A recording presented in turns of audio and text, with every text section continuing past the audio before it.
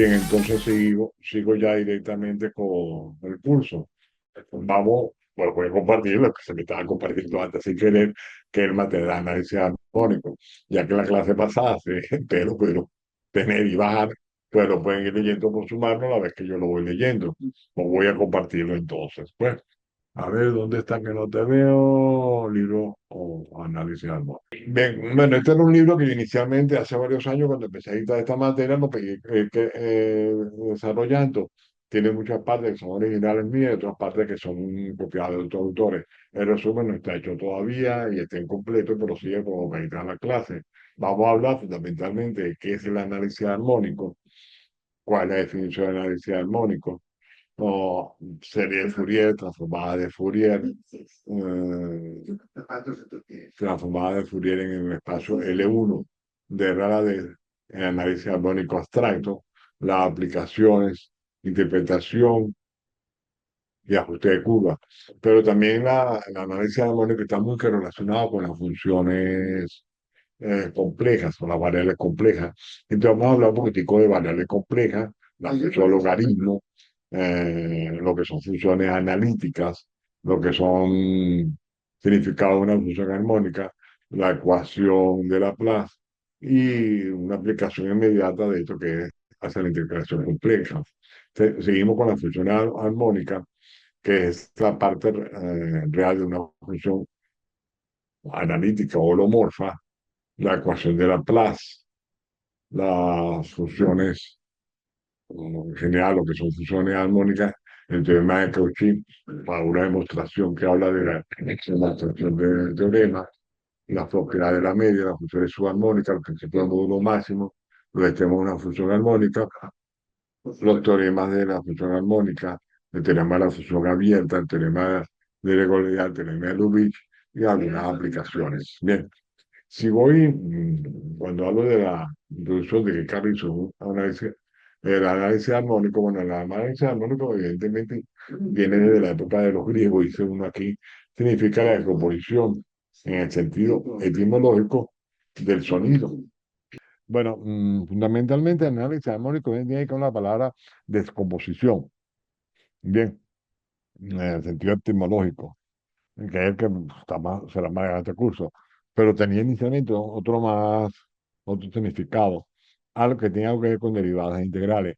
En el análisis armónico, con grandes rasgos, es la composición de funciones de tonos en tonos puros, llamados armónicos.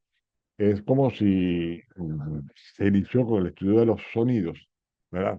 Cuando los griegos, los primeros músicos y filósofos, se dieron cuenta que los sonidos, en la forma que iban aumentando las escalas, tenían un orden logarítmico. Bien, y ese es la composición en esos tonos. Después se dieron cuenta que estaban relacionados con las funciones trigonométricas. Eso ya lo se viene de la época de los griegos. Los formalistas, ya con una serie, Fourier, el cual muestra que estas dos funciones, seno y coseno, de 2πnx y 2π y el coseno de 2πnx con n cualquier número entero, captura todas las funciones que son periódicas en cierto sentido, o aunque no sean continuas. Y ese es el desarrollo de Fourier clásico. ¿Ves? Aparte del desarrollo de Fourier clásico, también por verte las otras relaciones, se demuestra que hay ciertas funciones que llamamos armónicas. Esas funciones armónicas, digamos que son las que satisfacen la ecuación de Laplace. Bien, bueno, pues entonces ya va, esto solamente tiene que ver con música, composición de funciones periódicas. No, también con cualquier ecuación, la física ya un poquito más moderna, que obedece a la ecuación de Laplace o a la transformada de Laplace. Bien, es que la derivada segunda en R2, la derivada segunda con respecto a X más la derivada segunda de la función con respecto a Y sea igual a cero. Bien, una función que satisfaga eso, una función armónica también. Entonces, bueno, tiene una relación ambas funciones, sí. Y estas funciones además corresponden a la parte real o a la parte imaginaria de una función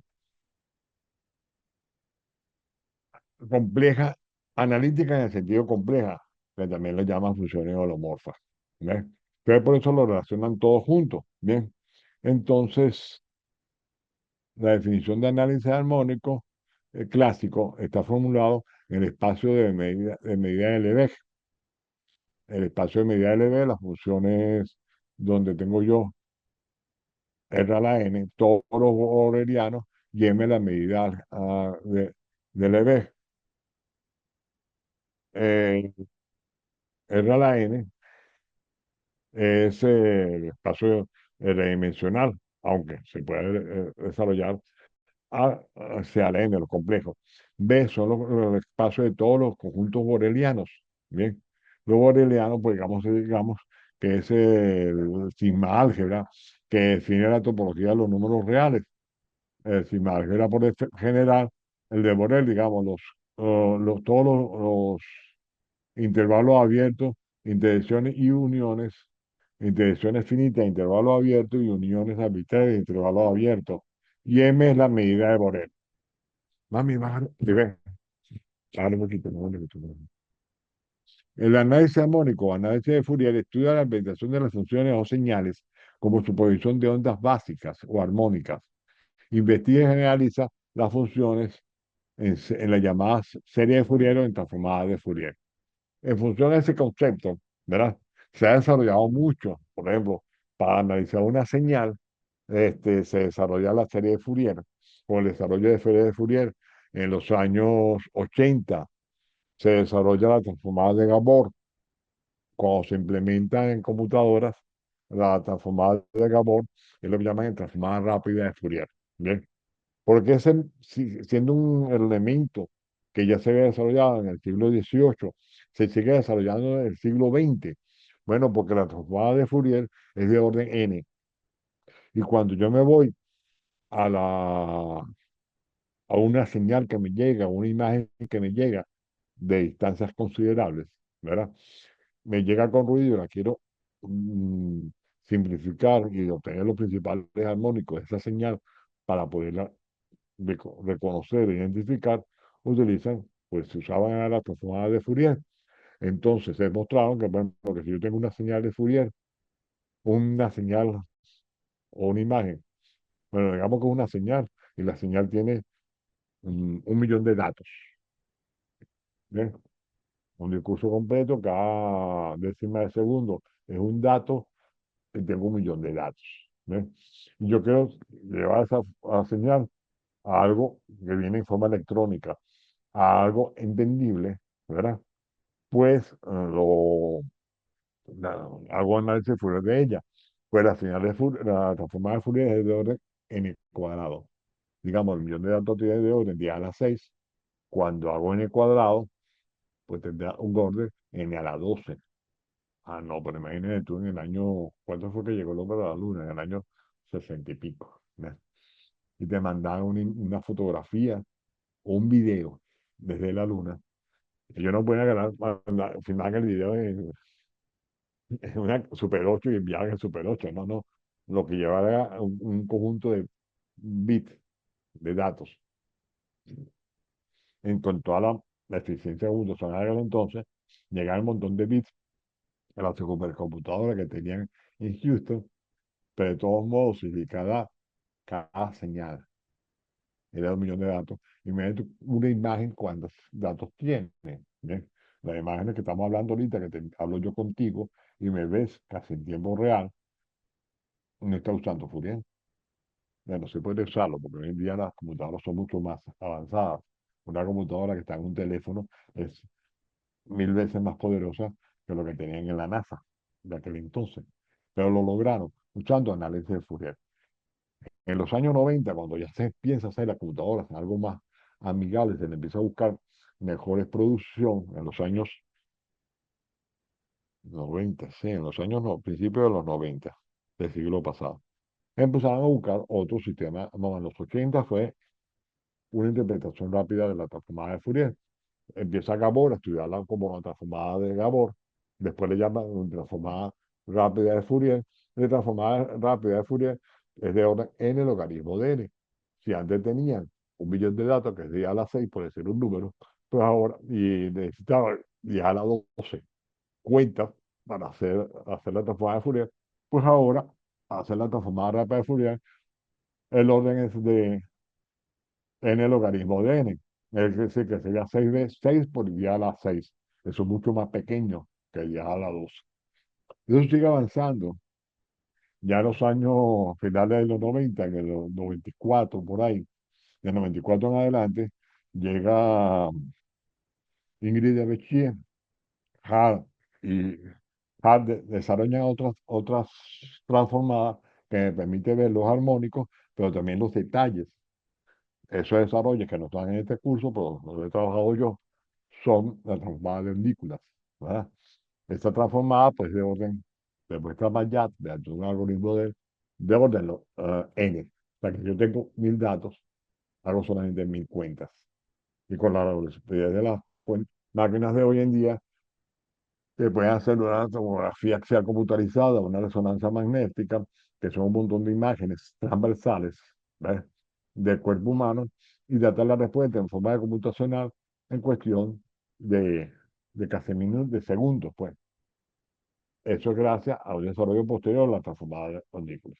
Todo eso tiene aplicaciones, otras aplicaciones que es al estudiar las funciones armónicas, estudiamos la ecuación de calor, la ecuación de transferencia de onda, y esas ecuaciones tienen que ver con transformada de Laplace y se pueden aplicar porque se estudia el análisis de cuáles funciones las tres fases que son las funciones armónicas. Esa es la teoría del análisis armónico. Claro, vamos a empezar por lo básico, la serie de Fourier. Desde el punto de partida del análisis armónico, lo primero que se desarrolló fue la llamada serie de Fourier, que afirma que cualquier función de, periódica razonable, una función que va de pi en L, se puede desarrollar mm, de esta manera. La serie de infinito más infinito de a la n elevado a la i n pi x. Y, elevado a las 2 pi i n x. ¿Bien? Al escribir 2 pi n x, como está aquí escrito en esta cuenta, ¿bien? Esto se desarrolla en senos y cosenos. ¿Bien? Y estas funciones de e elevado a la nx, escrito como está aquí, son funciones los armónicos que hacen esta decomposición. Por la periodicidad, el intervalo de integración se utiliza usualmente 0,1. ¿Ves? Quiere decir que yo a calcular los coeficientes de Fourier utilizando esta forma periódica, en vez de utilizar de infinito a menos infinito, lo hago entre 0 y 1, pensando que la función es de longitud del periodo 1, ¿bien? En la forma que se desarrolla. Por ejemplo, probar que la transformada de Fourier de esta función que está aquí es esto. Bueno, este ejercicio que hice aquí, probarlo. Bueno, pues simplemente dar desarrollo de Fourier en senos y cosenos con funciones exponenciales, y eso está en cualquier libro de Fourier, podría ser hasta en el libro de Chaun de transformada de Fourier. Dada la función delta de Dirac, la distribución delta, se define de la siguiente manera: es una función que la integral de menos a hasta a de la función vale 1 para todo a positivo, y que la de menos infinito más infinito vale 1. Mm, Para, para todo a vale 1. En particular esto es considerada la función delta de Dirac, y la función delta de Dirac se puede escribir, no, a partir de ella se puede definir el peine de Dirac como la suma infinita de esa función, la cual se puede entender como una función armónica. Esta función que en todos los valores siempre brinca 1. Pues la función delta de Dirac, si yo calculo la transformada de Fourier, es esta expresión que aparece aquí. Si yo, en vez de dar esta función, ¿verdad?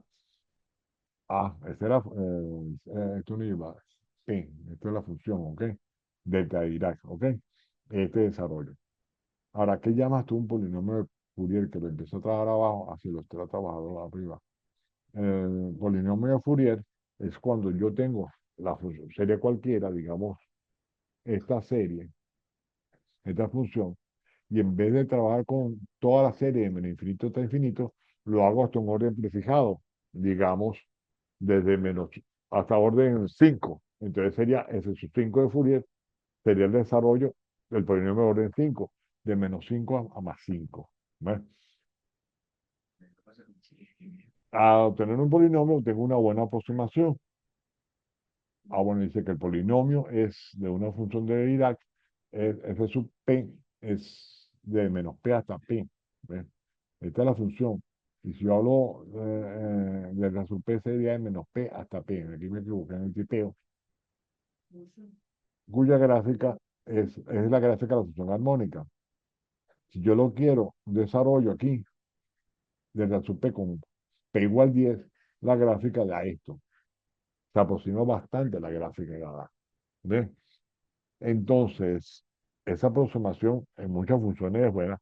Cada la función delta de Dirac o la distribución delta de Dirac, el peine de Dirac, que es específicamente eso, es eficiente. O sea, que para distribuciones que son discontinuas casi siempre, o que no son continuas en casi ningún punto, en varios puntos, la transformada de Fourier, la aproximación por polinomio de Fourier es efectuosa. Pero mientras haya cierto grado de continuidad, la aproximación por polinomio de Fourier, polinomio es agarrar la serie y truncarla hasta un valor P, es bastante buena. Y eso se utiliza mucho en las cuentas cuando tú lo haces en ingeniería. En vez de dar la función completa, hacen el desarrollo de Fourier y lo aproximas. ¿Ok? Bien, sigo. Aquí tenemos otro ejemplo de la función de la transformada de Fourier, cómo se calculan los coeficientes. Aquí dice cómo se calcula con una función que es periódica de longitud de periodo L, ¿ves? 1 sobre L y la expresión y los coeficientes. El factor 1 sobre L es hacer las cuentas para que estoy integrando en el intervalo de longitud L, de una función periódica de longitud L. Bien, si hago L tender a infinito, tengo esta expresión, y esta expresión, que es una sumación por suma de Riemann, es lo que llamarías la transformada de Fourier. Bien, está explicado aquí, ya tienes la transformada de Fourier, por ejemplo, la función delta de Dirac. Transformada de Fourier en L1 de la D. Aquí explica cómo se hace la transformada de Fourier, la forma de hacerla y la transformada inversa. La ventaja de la transformada de Fourier en el intervalo 0,1, o sea, la función es L1, ¿bien? Perdón, L1, integrales. La ventaja de esta fórmula que ellos dan es que la transformada de Fourier coincide prácticamente con la transformada inversa, sino que en la transformada de Fourier el exponencial es negativo y en la transformada inversa el exponencial es positivo. Para comprenderlo, se ve que los espacios que satisfacen todas ¿cómo se llama? Me tranquila la palabra. Toda la convergencia de las series dadas anteriormente son precisamente los espacios de Schwarz.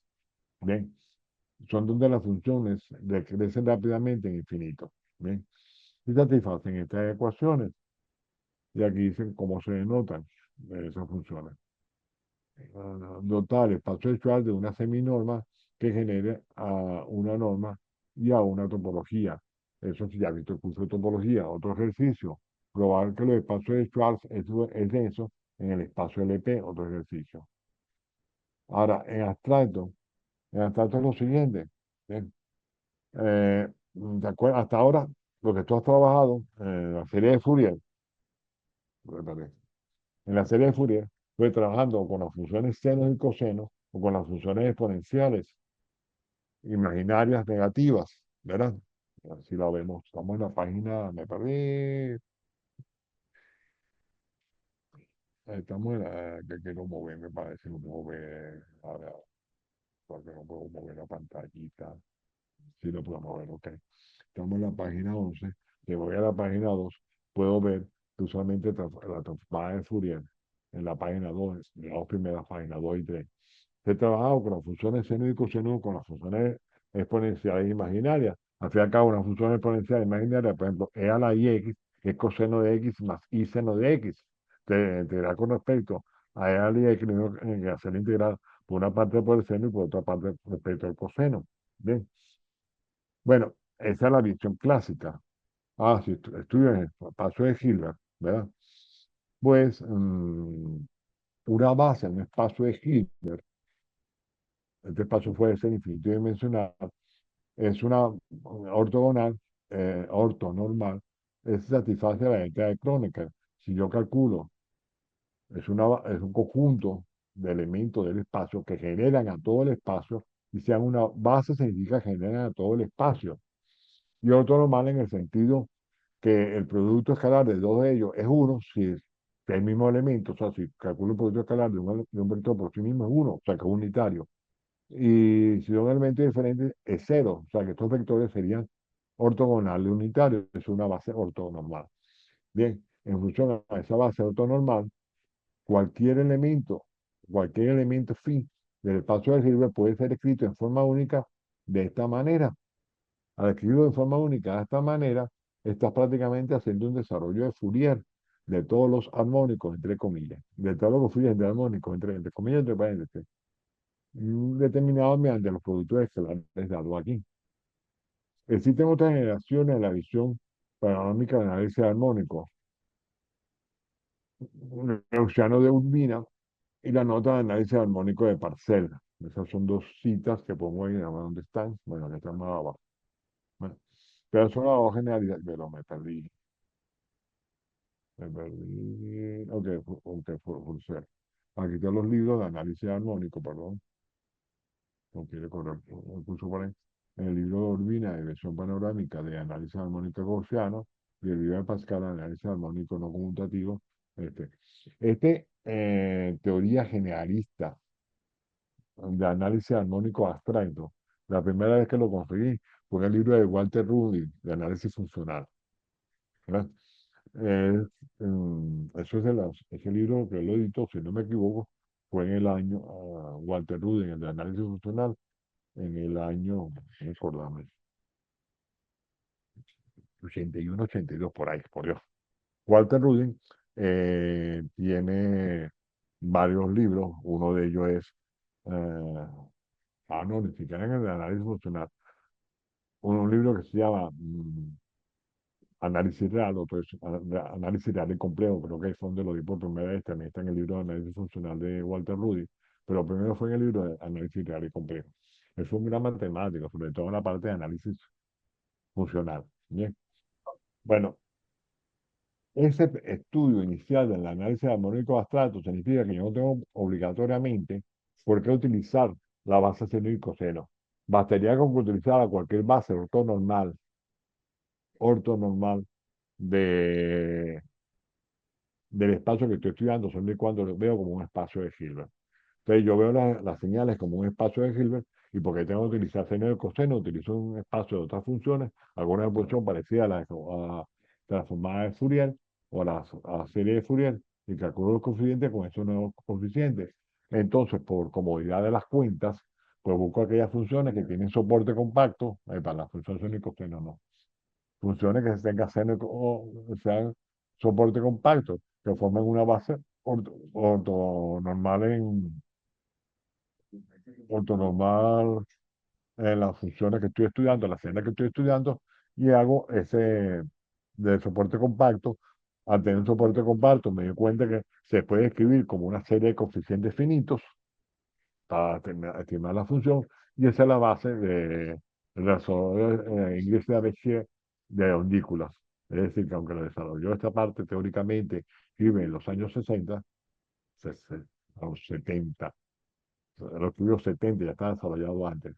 El análisis armónico abstracto lo desarrolla a Ingrid Bézier, como te dije, aquí están los libros iniciales, estos son los libros más nuevos.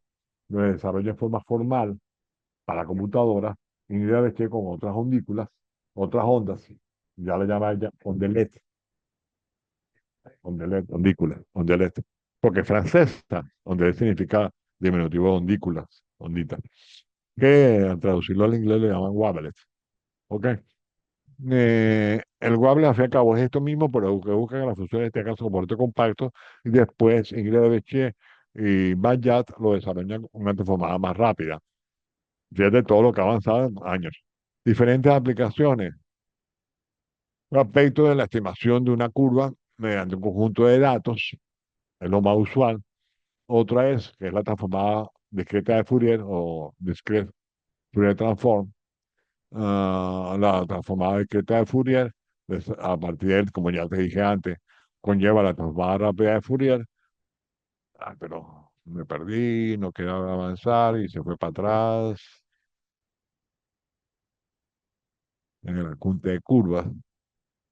Viene la transformada discreta de Fourier para el ajuste de curvas, no le da la gana avanzar. Bueno, está bien.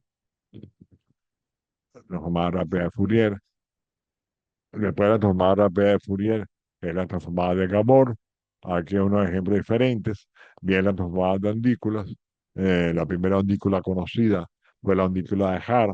A partir de la ondícula de Haar desarrollan la ondícula de Wavelet. En la gráfica de ondícula de Haar, las transformadas que hacen ahí por dilatación y compresión y hacen el desarrollo de ondículas, las diferentes ventajas y demás. Si ustedes quieren estudiar señales, antes de entrar a la otra parte, porque hasta ahora lo que yo simplemente sería, sin meterme en lo complicado de meterme con ondículas, sería simplemente tener una función cualquiera que sea periódica, ¿te parece? Y te pido dame la transformada de Fourier y dame el polinomio de grado 5 por decir algo. ¿Ok? Dámela en seno y coseno o dámela en funciones exponenciales, ¿te parece? Que no, pues, o preguntarte que carece de una función, una pregunta teórica o algo práctico. Nuestro objetivo es trabajarlo en las funciones complejas. En funciones complejas te puede leer todo lo que está aquí y de dónde surgen y demás, pero lo que me interesa, a ver si uno quiere bajar el sistema, el librito, lo he usado por aquí. Es lo siguiente, recordarlo que una función compleja, en la forma de un número complejo, todo número complejo tiene una parte real y una parte imaginaria, y todo número complejo se puede escribir de esta manera, ah, parte real más parte imaginaria, multiplico y divido por el tamaño del número complejo R, me queda X sobre Y sobre X, esto sería R por coseno del ángulo de la elevación del número complejo, más I veces el seno del ángulo complejo. R es θ, que es la notación polar, o R es a la itita, que es la más formal. En bachillerato se usaba mucho el R sin θ para la forma polar. Me gusta más esta, que es la que prácticamente se utiliza arriba para la transformada de Fourier. ¿Bien? Entonces ya ves que aparece ese I en el exponente. Entonces hay una correlación entre ella y los ángulos. Entonces, entre ellas la serie de Fourier, del momento en el cual te dan la notación polar. En base de ello, puede haber diferentes definiciones y vamos a hablar de ejemplos de variables complejas. Una función compleja es una función que manda números complejos cualesquiera, ¿ves? La que sea, ¿ves? Y aquí tenemos, por ejemplo, la función exponencial es una función compleja. También podemos hablar de la función coseno de cualquier número complejo, es un número complejo. O de manera similar, como aparece aquí, todo lo que está numerado a la derecha es importante. La función seno, la función coseno, la función seno. Ah, ahí tenemos la función exponencial.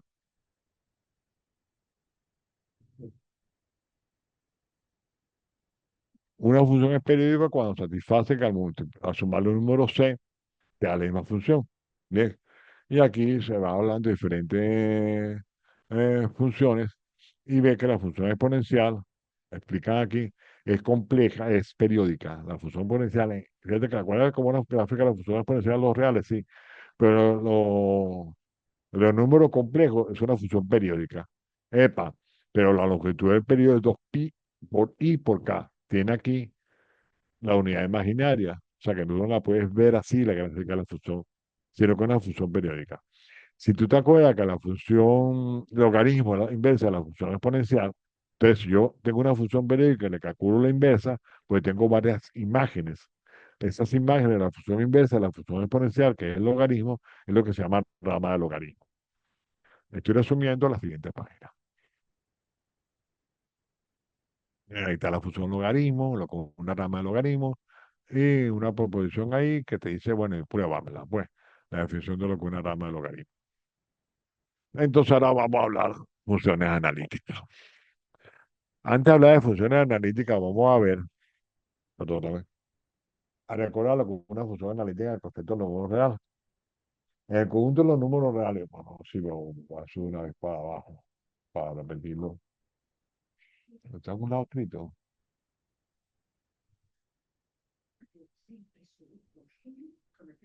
Propiedades, teoremas previos, a ver si lo veo por aquí, diferentes teoremas. Esto es lo que vi yo. Función real analítica, ok, esto es lo que vi yo, sí. Bueno, me interesan las funciones analíticas. Bien, bueno, vamos a recordar que la intención es hablar de funciones complejas analíticas. Vamos a hablar, recordar primero lo que es una función real analítica. Si te acuerdan ustedes, tú tienes una función real cualquiera. Bien, ¿cuándo decimos que es continua? Bueno, cuando el límite de la función en todo punto de los números reales o del intervalo a b, b, en todo punto coincide con el valor de la función. Y el conjunto de todas las funciones analíticas, continuas, en un intervalo a b, el conjunto de todas las funciones continuas en el intervalo a b, ¿cómo lo nota? Como C0. Bien, si la derivada es continua, es decir, que la derivada es continua en todo intervalo a b, pues esas funciones se notan como funciones C1 en intervalo a b. Y digamos que es derivable cuando la primera derivada. Ah, pues yo puedo derivar dos veces, tres veces, cuatro veces, entonces puedo hablar C2, C3, C4, Cn, ¿verdad? O puede ser que sea infinitamente derivable, que todas las derivadas existan y sean continuas, por ejemplo. La función valor absoluto. La función valor absoluto no es continua, ¿verdad? Pero ya no es derivable en el cero. Entonces, si yo pienso en el intervalo menos uno, uno, la función valor absoluto es ese cero en el intervalo menos uno, uno. Pero no es derivable de menos uno, uno, porque el punto cero está en el intervalo menos uno, uno, y ahí no es, la derivada no es continua. De igual manera, de construir esa función que no es continua, yo puedo construir una función que es derivable hasta orden n, pero no en orden n menos uno. Entonces, esa es la función de orden C sub n, ¿verdad? Para que una función sea derivable, se puede demostrar que entonces tiene que ser continua. Y ser derivable de orden 2. O sea que las funciones C1 están contenidas en las funciones C0. Y C2 o C1. Cn en Cn menos 1, Cn menos 2. Así hasta llegar a C1 hasta llegar a C0. Cuando una función es infinito, una función es infinito cuando todas sus derivadas son continuas. Se llama una función infinitamente diferenciable en un punto P si las diferentes derivadas existen, si la función es derivable es infinitamente variable en cualquier punto de un intervalo, eh, el espacio de todas las funciones infinitamente derivables en un intervalo se denota por su infinito. ¿Ves? ¿Qué era para ti una función analítica, real analítica? Bueno, tuviste serie de potencias o serie Taylor, de Taylor. Y la serie de Taylor, pues son aquellas funciones que cuando son aquellas series de potencia, cuando una función se puede desarrollar o aproximar perfectamente por una serie de potencias, se dice que esa función es analítica.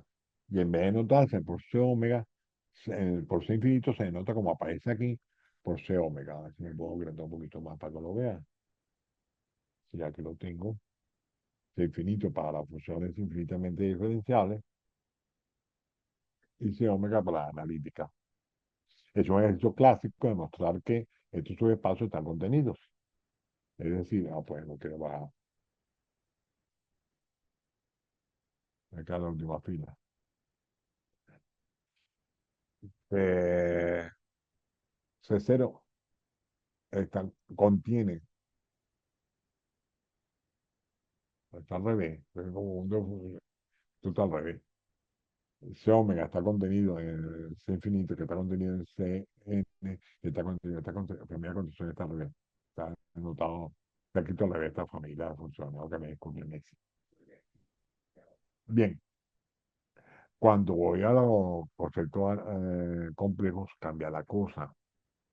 En las funciones complejo analíticas, primero calculo si es diferencial y lo demuestro. Y si es diferencial, satisface esta ecuación. Si es diferencial en un punto, cuando esta derivada en este concepto que aparece aquí existe. Bien, si es diferencial en el punto, entonces también es continuo en dicho punto. Es una proposición básica que va a poder tú demostrar con demostración básica. Fíjate, aquí es más fácil ponerte las tareas, todo lo que es ejercicio es tarea. Que es una función analítica. Una función analítica es una ay, ya va, está muy enunciado. Una función analítica de un abierto, de un compacto G en C o de un conjunto C en G es analítica si F es diferenciable, continuamente diferenciable en G. ¿Ves? Por la definición de función analítica, parece disonante con el concepto de función analítica real. Sí, sí es disonante. Por aquí basta demostrar que simplemente es diferenciable. Si la función es diferenciable una vez, se puede demostrar que entonces la puedo diferenciar dos veces, en el sentido de derivada compleja, no derivada real. ¿Ok? Y lo puedo diferenciar en tres veces, cuatro veces, cinco veces, entonces es infinitamente diferenciable. Es más, puedo demostrar que entonces la puedo extraer en serie de Fourier. O sea que las funciones que son diferenciales serán las funciones analíticas y tienen cuando hablo de variables complejas y serán entonces infinitamente diferenciables. Bien,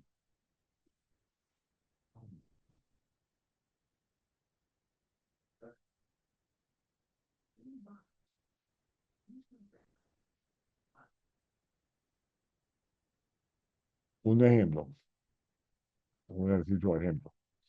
La función que manda en lo complejo dada por f de z igual valor absoluto de z al cuadrado. Bien, solamente tiene derivada en cero, pero en cualquier otro punto diferente de cero no es derivable. Bien, tiene una sola derivada solo en z igual a cero, pero en cualquier otro punto no es derivable. Pero si yo hago una función de r cuadrado en r cuadrado, esta función, x cuadrado más y cuadrado, es flecha diferenciable, lo puedo diferenciar con la flecha que yo quiera. Pero llega un momento en el cual se me anula, ¿no? Como un polinomio. Bien. El espacio de todas las funciones complejas analíticas lo denotan la letra H de G en una región C.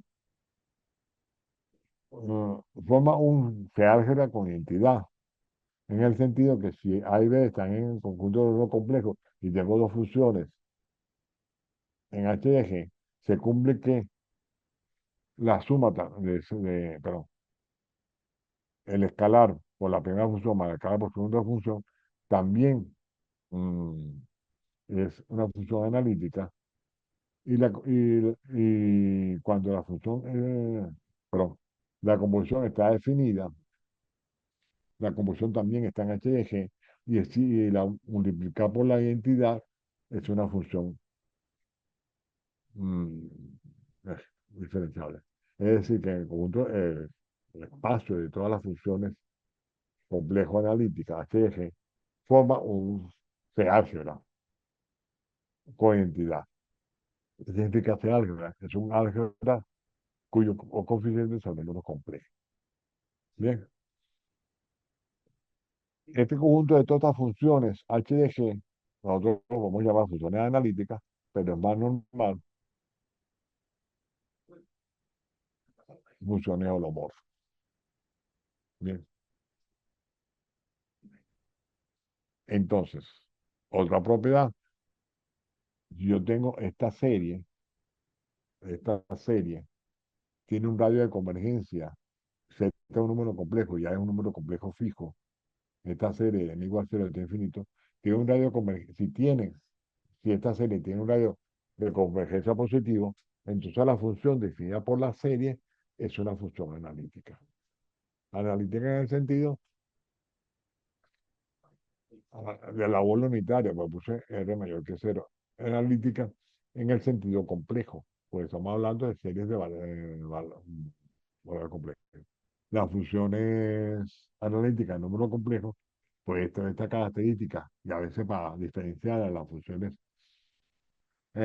analíticas reales, mucha gente le llama funciones holomorfas. Estamos utilizando el lenguaje de morfismos. ¿Ves? La función logaritmo definida en la parte anterior, bien, no es holomorfa en todos los reales, pero en una rama de la función analítica es localmente analítica. ¿Ves? De una rama de la función logaritmo. Es decir, que yo puedo calcular una rama específica de la función analítica de una sola rama, calcular su derivada es x a la menos uno como son las proposiciones anteriores, o la proposición siguiente, se puede ver que es una función analítica, localmente analítica, no en todos los números complejos. ¿Ok? Recuerda que el logaritmo de cero no está definido, por eso ponen este menos cero.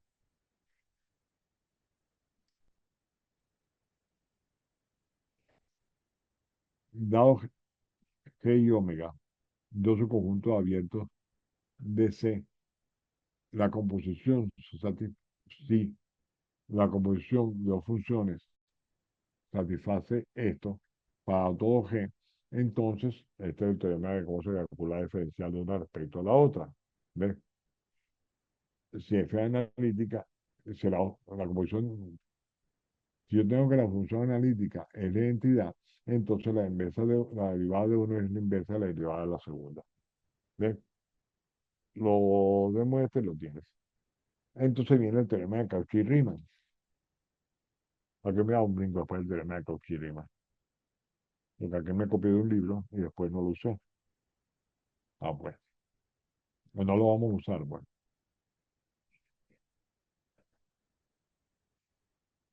Bueno, el teorema está aquí abajo escrito, pues. Da una función f de g en c, una función analítica, y si yo calculo u, su parte real, y b, su parte imaginaria, al evaluar el límite de la derivada mm, por caminos, haciendo h tender a cero, primero por el eje real, luego por el eje imaginario, ¿ves? Se obtienen las ecuaciones de Cauchy-Riemann. La parcial de la parte real. Recuerda que la parte real y la parte imaginaria serán entonces dos funciones complejas. Perdón, reales en R2. Me confundí ahí. Reales en R2, entonces te puedo hacer la derivada por los caminos, hacer esta límite por caminos. Bien, tengo que la parcial de U con respecto a X, a la parte real, es igual a la parcial de B con respecto a Y, la parte imaginaria. O sea, la parcial de la parte real de la función F ah, ah, con respecto a la a la parte real de X y es igual a la parcial de la parte imaginaria de la función por esto, y la parcial de la parte real con respecto a y igual a menos la parcial de la parte imaginaria con respecto a x. Bueno, estas dos funciones satisfacen estas ecuaciones. Bueno, cualquier par de funciones que satisfagan estas ecuaciones son funciones armónicas. Es decir, que la parte real y la parte imaginaria de una función analítica que siempre satisface eso, siempre satisface las ecuaciones de Cauchy-Riemann. Es decir, que las funciones parte real y parte imaginaria son funciones armónicas. Dado dos funciones definidas en una región, U de x, y y B de x, y, con derivadas parciales continuas, definiendo U igual a esa analítica, si solo si se satisfacen las ecuaciones de arriba. Bien, esta ecuación de Cauchy-Riemann es el teorema que te dice que todas funciones satisfacen. ¿Cómo identifica eso? Al llamar a estas funciones precisamente funciones analíticas, ya veremos por qué. Es que son las funciones, son, vienen las funciones armónicas, me perdí, me brinco esto para otro país. La cuestión de Cauchy-Riemann, ok. Entonces viene el significado de la función armónica. El significado de la función armónica es consecuencia de las ecuaciones anteriores.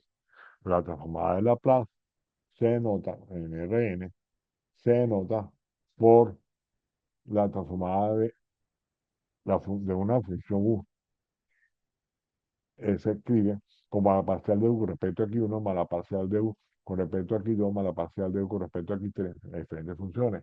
En el caso de R2, la ecuación de Laplace es que la parcial de U con respecto a X dos veces, la derivada segunda de U con respecto a X dos veces, más la derivada de U con respecto a X dos veces, es cero. ¿Ves?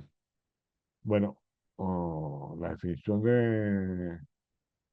de una función armónica, una segunda definición es que toda función real de R2 en R que satisfaga esas ecuaciones es una función armónica. Probar que esta función es una función armónica sobre todos los complejos, no puede ser sobre R2, quita los complejos, sobre R2 menos el punto cero, o sea que en cero no es. ¿Ok?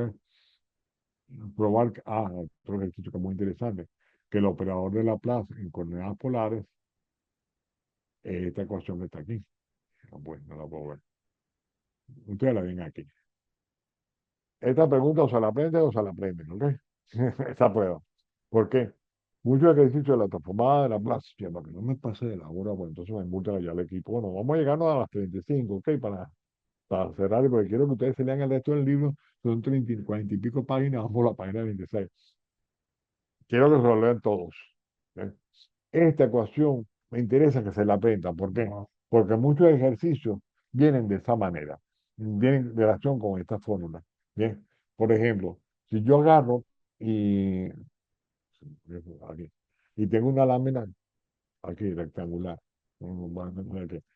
si yo caliento en esta borde de esta lámina, vamos que metálica, le pongo una temperatura, digamos, de 50 grados, y aquí la pongo de 80, y aquí lo dejo libre, por decir algo.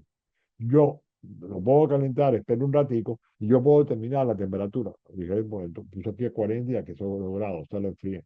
Puedo calcular por medio de la ecuación de Laplace la temperatura en cualquier punto, estoy señalando, en cualquier punto de la lámina.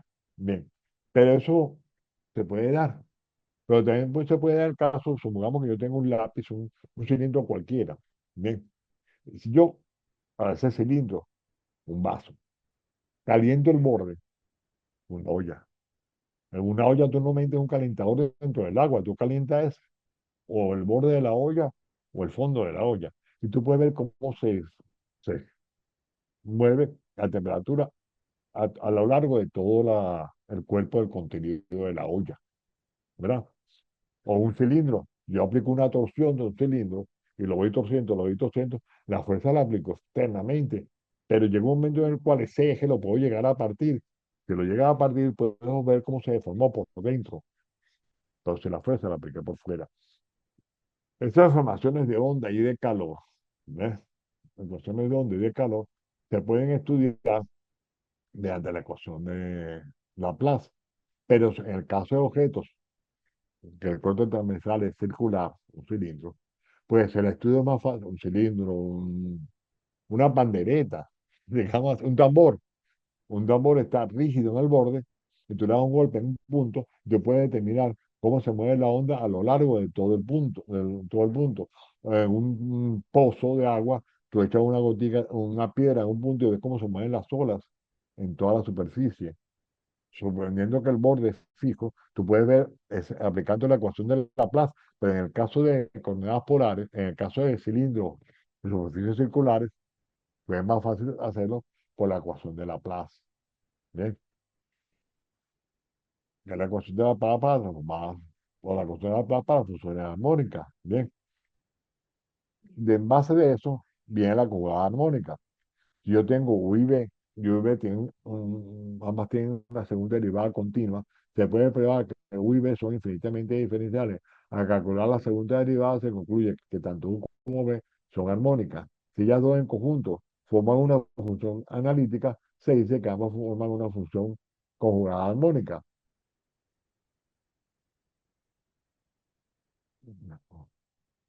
Probar que si U y B son, si B1 y B2 son dos conjugadas armónicas de una misma función U, entonces U difiere en una constante.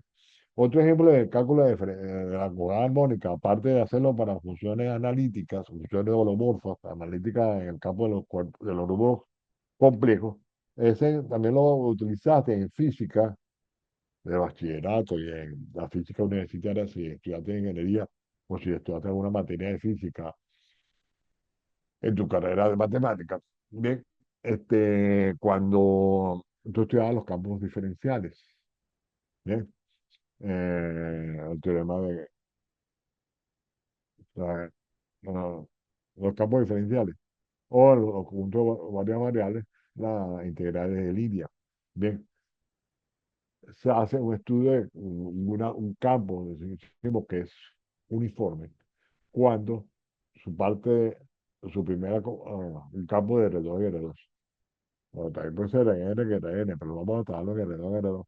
Si su parte, su primera componente de R2 y su segunda componente son conjugadas armónicas. Fíjate que en todos lados aparecen las funciones armónicas, por eso es interesante que te dediques a estudiar de ellas las empleas. Más ejemplos. Esto se brincó para atrás, se fue de nuevo para el caso en el logaritmo. Esto se brinca para atrás. Ese pedazo cuando lo veo en línea de pasaje, esa es la ecuación de Cauchy-Riemann, significado de la función armónica, la ecuación de Laplace. Este es el teorema que quiero que ustedes demuestren. Me paro aquí a ver si le da la gana de bajar, a ver si le da la gana. No, cuando uno quiere hacer 5 páginas, por eso es todo lo que pasa. Tengo que hacerlo con cuidadito y después probarlo. Bien. Entonces, los teoremas de la conjugada armónica, las características, fórmulas diferentes para calcularla, cómo la calculas, ¿ves? La conjugada armónica, cómo la haces, la teoría de integración compleja, tiene la parte de esto, o sea, que en adelante no integra, teoría. En la parte de teoría de integración compleja, por nombrar es lo que me interesa, es el teorema de Cauchy. El teorema de Cauchy dice que si yo tengo un círculo cerrado y la función analítica, puedo hacer la integral a lo largo de una línea para verificar si esa función es completamente analítica o cuántas veces gira, cuántos ceros tiene dentro del punto, ¿verdad? Ese teorema de que puedo recuperar la función a partir de la integral sobre un círculo alrededor del punto, ¿ves? Es el teorema de Cauchy. Más adelante, no sé por qué, yo puse aquí, voy a cerrar con todo el inicio, ¿cómo lo hace?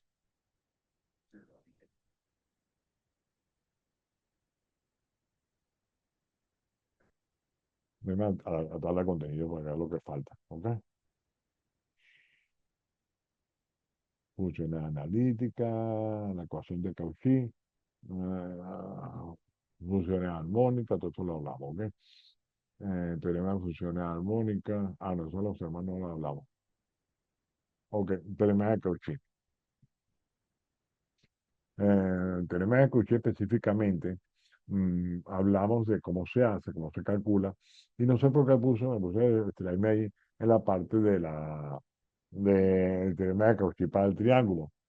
En los libros clásicos de cálculo hasta el año 87, 90, para hacer la demostración del teorema de Cauchy, sin utilizar la continuidad de la derivada, utilizaban, o se utiliza todavía, el teorema de Cauchy para el triángulo. Después de haberlo hecho para el triángulo, llegó, hay estudios más recientes de diferentes formas de estudiarlo. Eso no onda mucho, pues. Hay una letra muy bonito del año 86, 87, 88, pero ahorita no viene al caso. Bien. Entonces vienen algunos teoremas que me interesan que ustedes se lean: la propiedad de la media, la función armónica, las funciones subarmónicas, el principio del máximo módulo, el tema de funciones armónicas, y estos tres teoremas que están aquí. Se los estudian. Y como les dije, yo voy a generar, igual que las otras materias, una familia de 4 ejercicios, 2 tareas de 4 ejercicios, no tan fáciles, ¿ok? Aquí sí voy a hacer más hincapié, ¿ok? De 4 ejercicios para que ustedes lo preparen y me lo entreguen a mí. ¿Qué tienen que hacer? De esta guía que ya la tienen, leérsela de pe a pa. Ver la otra charla que tenemos aquí, pueden repetir esta misma si quieren verla, todas están en el curso, practicarlo. Y de todos modos, si tienen cualquier duda en estas 3 semanas, Pero si primero me dicen de qué materia están teniendo la duda. O sea, no hace que me dice, no, tengo una duda, me pasó hace 2 años atrás, un alumno me dijo, tengo una duda de una materia y la pregunta era de la otra. No, no me hagan eso, porque después yo no sé qué te voy a contestar, ¿ok? A menos que te diga, la respuesta sería, te equivocaste de materia. Pero sería la idea, cualquier duda para preparar la secuencia de cuatro, son 2 bloques de 4. Y muchas de las preguntas salen de esta guía que está aquí. No tiene duda entonces, pues. Bueno, nos vemos entonces. Nos vemos en el sentido que ustedes se pueden comunicar conmigo todos los días, todos los días que yo te dije que yo voy a estar continuamente. En horas de la tarde aquí, de seis a 8 estoy en una actividad de otro curso en línea, digamos de 12 a 2 en Venezuela, de 12 a 2 en Venezuela, de lunes a jueves, ¿ok? Pero el resto yo estoy disponible a los días que tenga examen, que ya les digo cuáles son, pues. Nos vemos entonces, muchas gracias por todo, voy a estar saliendo cerrando. Salgan ustedes también, por favor.